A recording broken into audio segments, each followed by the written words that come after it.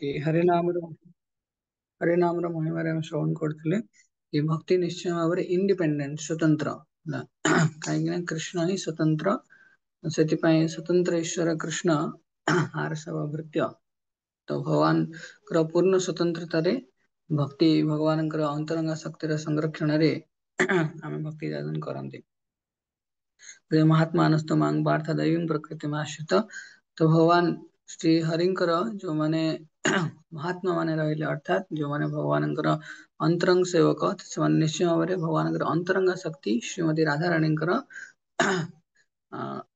अनुगमन करते तेणु ये राधा रानी जो विभिन्न प्रकार गुण अच्छी तेणु कृष्ण 64 प्रकार गुण आम श्रवण करते राधा रानी विभिन्न प्रकार गुण रे राधा रानी आभूषित होता कह जाए कि अनंत गुण श्री राधिका 25 प्रधान जे गुण बस है कृष्ण भगवान तो भगवान अनंत गुण श्रीमती राधा रानी अनंत गुण किंतु ये अनंत गुण भितर 25 गुण प्रधान गुण से भगवान कृष्ण ये 25 जदि वा निजर 64 गुण अच्छी भगवान ये 25 गुण रे बस होता तो आज के लिस्ट पढ़ा तो कौन 25 गुण श्रीमती राधा रानी पाखे अच्छी तो बर्तमान मधुर श्रीमती राधा रानी अत्यंत मधुर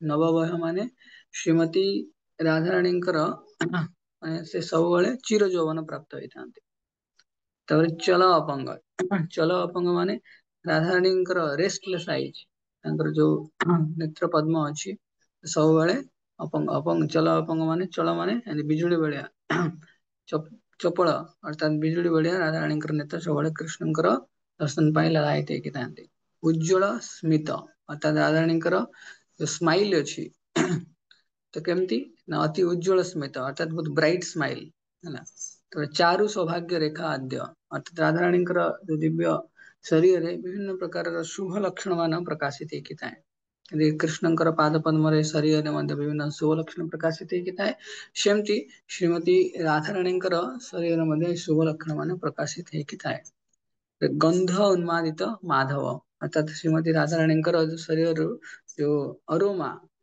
माने दिव्य सुगंध प्रकाशित हुए श्री भगवान श्री कृष्ण को आकर्षित करे उन्मादित करे तापर संगीत पाशर अभिज्ञ अर्थात राधा रानी सब एक्सपर्ट सिंगर समस्त प्रकार जो म्यूजिकल आर्ट्स से समस्त कला श्रीमती राधा रानी आविर्भाव होती रम्य वाक माने श्रीमती राधा रानी जो वाक अर्थात वचन अत्यंत मधुर रम्य वाक चार्मिंग स्पीकर थे नर्म पंडित माने राधा रानी सब बहुत एक्सपर्टली भगवान कृष्ण एवं अन्य गोपी सखी मान सहित जोक करती उपहास माने हास्य प्रयास करती नर्म पंडित तर विनीत माने राधा रानी अत्यंत नम्र अत्यंत नम्र करुणा पूर्ण तो ये गुणटा विशेष करके आम समस्त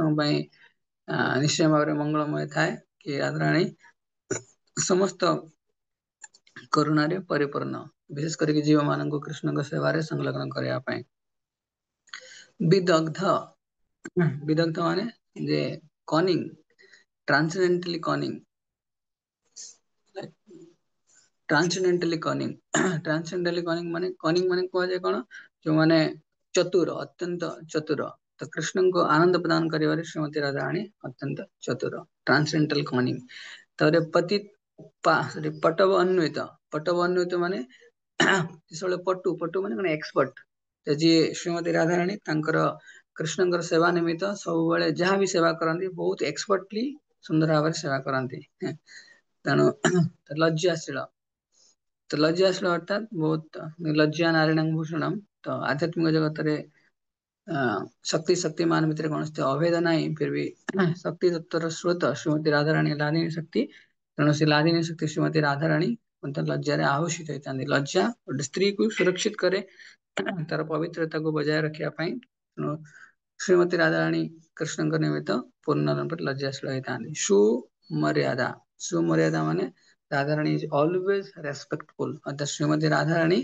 सब जो दुर्वासा ऋषि इत्यादि आसती ତ ଏତେ କ୍ରୋଧରେ ଆବେଶ ହେଇଥିବା ଋଷି ମୁନି ମାନଙ୍କୁ ମଧ୍ୟ ରାଧାରାଣୀ ତାଙ୍କର ସେବା ଦ୍ୱାରା ପ୍ରସନ୍ନ କରାନ୍ତି, କାହିଁକିନା ସମସ୍ତଙ୍କୁ ସବୁବେଳେ ସମ୍ମାନ କରନ୍ତି। ବୈଷ୍ଣବର ଗୁଣ ମଧ୍ୟ ଅମାନିନ ମାନ ଦେନ, ଅର୍ଥାତ୍ ନିଜେ ସମ୍ମାନର ଆଶା କରିବନି କିନ୍ତୁ ଅନ୍ୟ ସମସ୍ତଙ୍କୁ ସମ୍ମାନ ପ୍ରଦାନ କରିବ। ତ ଏଇ ସବୁ ସ୍ରୋତ କି ଶ୍ରୀମତୀ ରାଧାରାଣୀ। ତାପରେ ଧୈର୍ଯ୍ୟ, ତ Radharani ଧୈର୍ଯ୍ୟବାନ।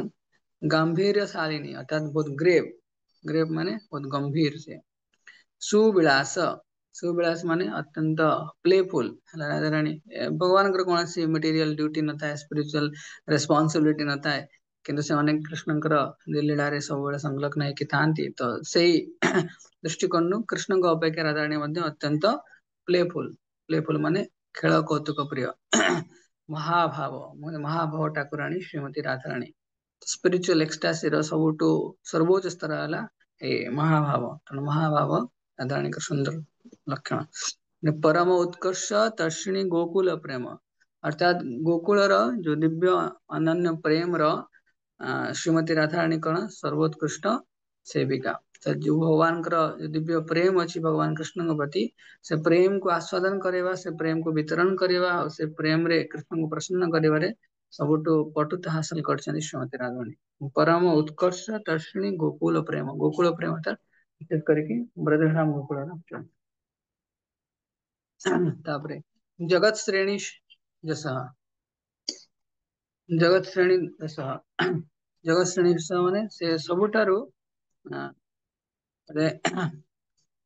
Famous of the ସରେଣ୍ଡର୍ସ devotee, ମାନେ କଣ ମୋଷ୍ଟ ଫେମସ, ଯୋଉମାନେ ଭଗବାନଙ୍କର ଶରଣାଗତ ଭକ୍ତ, ତ ସେ ଶରଣାଗତ ଭକ୍ତଙ୍କ ପାଇଁ ଶ୍ରୀମତୀ ରାଧାରାଣୀ ସବୁଠାରୁ ଅଧିକ ପ୍ରିୟ। ଗୁରୁ ସ୍ନେହ, ଯୋଉମାନେ ଗୁରୁଜନ ମାନେ ରହିଲେ ଗୋକୁଲ ଇତ୍ୟାଦିରେ, ତାଙ୍କର ସ୍ନେହର ପାତ୍ର ହେଇଥାନ୍ତି ଶ୍ରୀମତୀ ରାଧାରାଣୀ। ସଖୀ ପ୍ରଣୟିତା ବସ, ଅର୍ଥାତ୍ ଶ୍ରୀମତୀ ରାଧାରାଣୀ ନିଜର ଯୋଉମାନେ ସଖୀ ରହିଲେ ଫ୍ରେଣ୍ଡଲି ଗୋପୀସ, ତାଙ୍କର ପ୍ରଣୟରେ ବଶୀଭୂତ ହେଇଥାନ୍ତି। କରୁଣା ପ୍ରିୟ ଅବଳି ମୁଖ୍ୟ, ଅର୍ଥାତ୍ ଯୋଉମାନେ କୃଷ୍ଣଙ୍କର ଅତି ପ୍ରିୟ ହେଇଥାନ୍ତି ସେ ବ୍ୟକ୍ତି ମଧ୍ୟ ରାଧାରାଣୀଙ୍କର ଅତୀବ ପ୍ରିୟ। ଯୋଉମାନେ କୃଷ୍ଣଙ୍କର ଅତି ପ୍ରିୟ ହେଇଥାନ୍ତି ସେ ବ୍ୟକ୍ତି ରାଧାରାଣୀଙ୍କର ପ୍ରିୟ। କୃଷ୍ଣ ପ୍ରିୟ ଆୱାଲି ମୁଖ୍ୟ। ଅନ୍ତିମରେ ଆଶ୍ରବ କେଶବ, ଅର୍ଥାତ୍ ଶ୍ରୀମତୀ ରାଧାରାଣୀ କୃଷ୍ଣଙ୍କ ପ୍ରତି ସବୁବେଳେ ସବମିସିଭ ନମ୍ର ହେଇଥାନ୍ତି, ଆଉ ତାଙ୍କର ନିୟନ୍ତ୍ରଣରେ ରହିବା ପାଇଁ ପସନ୍ଦ କରନ୍ତି। ଯଦି ବା ନିୟନ୍ତ୍ରଣ କରନ୍ତି କିନ୍ତୁ ରାଧାରାଣୀ କୃଷ୍ଣଙ୍କର ନିୟନ୍ତ୍ରଣ ରହିବା ପାଇଁ ପସନ୍ଦ କରନ୍ତି। ଏଇ ବିଭିନ୍ନ ଯୋଉ 25ଟି ଗୁଣ ଆମେ ଶ୍ରବଣ କଲେ, 25ଟି ଦିବ୍ୟ ଗୁଣର ଅଧିକାରୀ ଶ୍ରୀମତୀ ରାଧାରାଣୀ, ଯାହା ଭଗବାନଙ୍କୁ ଆକର୍ଷିତ କରେ, ଭକ୍ତ ମାନଙ୍କୁ ଆକର୍ଷିତ କରେ। ଆସନ୍ତୁ ଆମେ ରାଧାଷ୍ଟମୀ ପାଇଁ ଏଇ ମେଡିଟେସନ କରିବା କି ସୁନ୍ଦର ଗୁଣରେ ଆଭୂଷିତ ହେଇଥିବା ଶ୍ରୀମତୀ ରାଧାରାଣୀଙ୍କ ଚରଣ କମଳରେ, କି ଆମକୁ ମଧ୍ୟ ଭଗବାନଙ୍କର ପ୍ରୀତି ପାଇଁ, ଭଗବାନଙ୍କର ସେବା ଇତ୍ୟାଦି ପାଇଁ ଆମକୁ ଏଇ କିଛି ଗୁଣରୁ କିଛି ସଦ୍ଗୁଣ ଆମକୁ ମଧ୍ୟ ପ୍ରାପ୍ତ ହଉ। ଠିକ ଅଛି, ହରେ କୃଷ୍ଣ। ଶ୍ରୀଲ ପ୍ରଭୁପାଦ କି ଜୟ। ବୈଷ୍ଣବ ପ୍ରଣାମ ମନ୍ତ୍ର। ବୈଷ୍ଣବ ମାନେ ବାଞ୍ଛା କଳ୍ପତରୁ ସଦୃଶ କ୍ଷମାଶୀଳ ଦୟାର ସାଗର ପତିତ ଜୀବଙ୍କର ଉଦ୍ଧାରକାରୀ। ଦୈନନ୍ଦିନ ଜୀବନରେ ଜ୍ଞାତ ବା ଅଜ୍ଞାତ ସ୍ତରରେ ଯଦି କୌଣସି ସାଧୁ ଗୁରୁ ବୈଷ୍ଣବଙ୍କ ନିକଟରେ ଅପରାଧ ହୋଇଥାଏ, ତାହେଲେ ପ୍ରାତଃ ମୁହୂର୍ତ୍ତରେ ସେମାନଙ୍କ ଚରଣ କମଳରେ କ୍ଷମା ପ୍ରାର୍ଥନା ମାଗିବା ଉଚିତ। ପଞ୍ଚା କଳ୍ପତରୋର୍ଭ୍ୟଶ୍ଚ କୃପା ସିନ୍ଧୁଭ୍ୟେବ च पतितानं पावनेभ्यो वैष्णवेभ्यो नमो नमः। अनंत कोटि वैष्णव वृंद की जय। जगद्गुरु श्रील प्रभुपाद की जय। हरे कृष्ण। आमें 6:37 पर्यंत चैंटिंग करिवा, समते ध्यान दे।